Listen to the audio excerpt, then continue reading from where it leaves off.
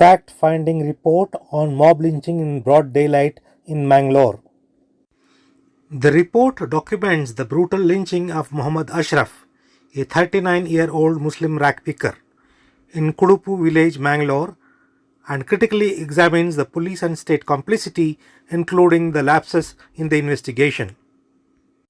The report places the lynching of Ashraf in the long yet systematic deterioration of the rule of law and the pervasive atmosphere of religious polarization in Dakshina Kannada region, calling the urgent intervention from both the state, people of Dakshin Kannada and civil society to restore the rule of law, protecting fundamental rights to life and most importantly upholding the value of human life.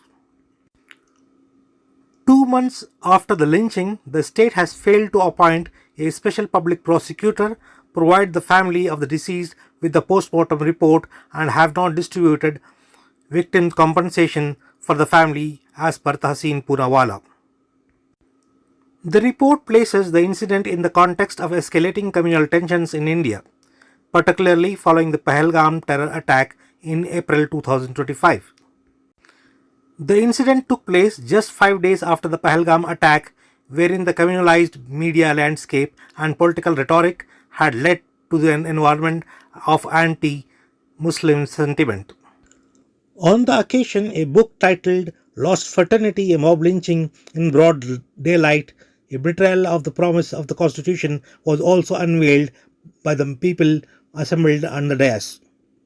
The event took place at the Press Club of Bangalore yesterday evening. Then Ashraf's lynching resonates now.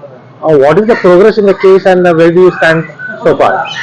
So today actually is exactly 2 months after he was lynched, and we have released this fact-finding report from prevailed, Karnataka, ILAJ and APCR.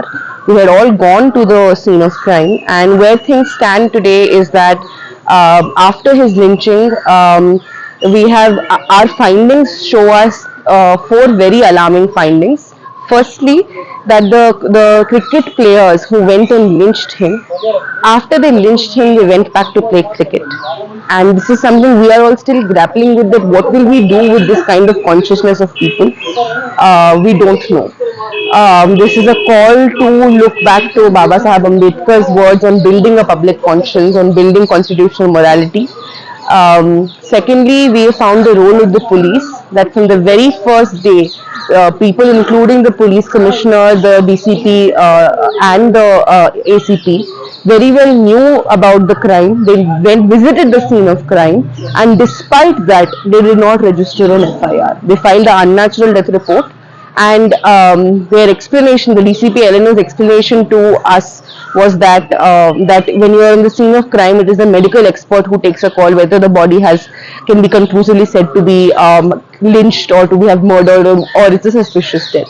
And we find that completely baseless, because we saw the body, and any reasonable person would have understood that what possibly could have inflicted such deep wounds in the body.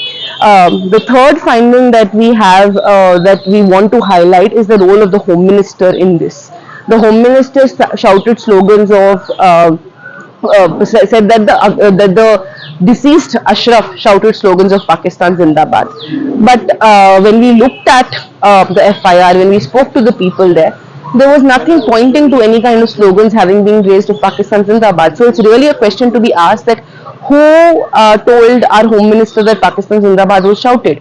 Because when you look at the FIR, it specifically says in Kannada, Pakistan, and there is a grammatical nuance there where the complainant doesn't clarify that did he hear it or did he not hear it, but Pakistan was shouted. Who said it? Whether the accused said it, whether Ashraf said it, the complaint doesn't clarify it.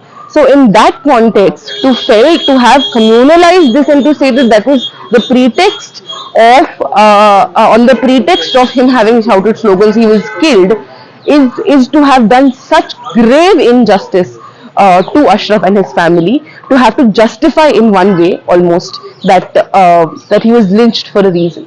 Do you feel that you will take the entire issue to a logical end now?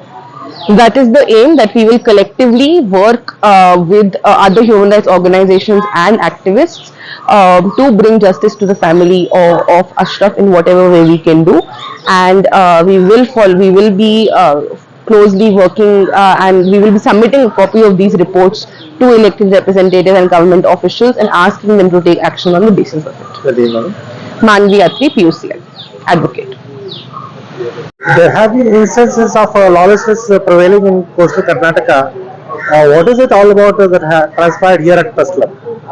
See, there is very, very unfortunate, very serious incident of mob lynching against Mr. Ashraf that took place, and what the action, or rather the inaction of the police thereafter. In this regard, a fact-finding was conducted by the People's Union for Civil Liberties Karnataka, All India Lawyers Association for Justice, and the Association for Protection of Civil Rights (APCR). Joint fact-finding that was conducted, and now a report has been released in regard to what took place. And this report raises very, very serious questions about where we really stand today, what our law enforcement agencies are doing, and what is happening to our society. Mr. Ashraf was killed by a mob who attacked him, killed him. They were playing a game of cricket, and when he walked that side, they are said to have killed him, and then they go back to playing that game of cricket. It really shocks our conscience as to what is really happening. After that, the police go see the body of Mr. Ashraf, but they don't immediately register an FIR. They register what is called a UDR. That's an unnatural death report, even though it is very amply clear that he was murdered. This raises very serious questions of what really is happening. The Supreme Court, in its judgment in Tehsin Poonawalla, has in fact looked at this issue of mob lynching and has said that it is an assault on our constitution and an assault on the rule of law, and it's very essential that law enforcement agencies take this very seriously. It has also said that there must be a nodal officer who is appointed who will actually take action immediately. But the fact that FIR is not registered, the fact that FIR was registered late, the various circumstances surrounding this, it's a very serious question as to what is really happening there, and whether the rule of law is really being protected, whether the values of our constitution are really being protected, especially in Dakshin Kannada.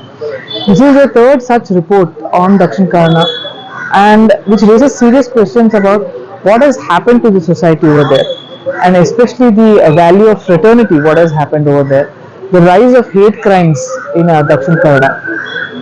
A series of recommendations that have been given in this report, including in regard to action that has to be taken in this case, and action that needs to be taken in order to ensure that there is communal harmony and there is a complete stop to hate crimes. This includes holding a meeting in Dakshin Kannada with civil society organizations, various Dalit organizations, Muslim organizations, women organizations, and various other organizations over there in order to come together to actually resolve this issue and to bring an end to this kind of hate crimes that are taking place.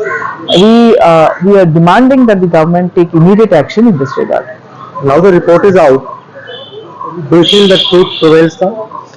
Truth will prevail when the people who are responsible for the barbaric killing of Mr. Ashraf, they are punished. There is in fact, Mr. Ashraf's brother says that it should be the last mob lynching that takes place, and towards that, the government should take action to ensure a complete stoppage of hate crimes. It is only then that we can say that really the values of our constitution are being upheld. Your name, madam? Myetri, I am Myetri from All India Lawyers Association for Justice.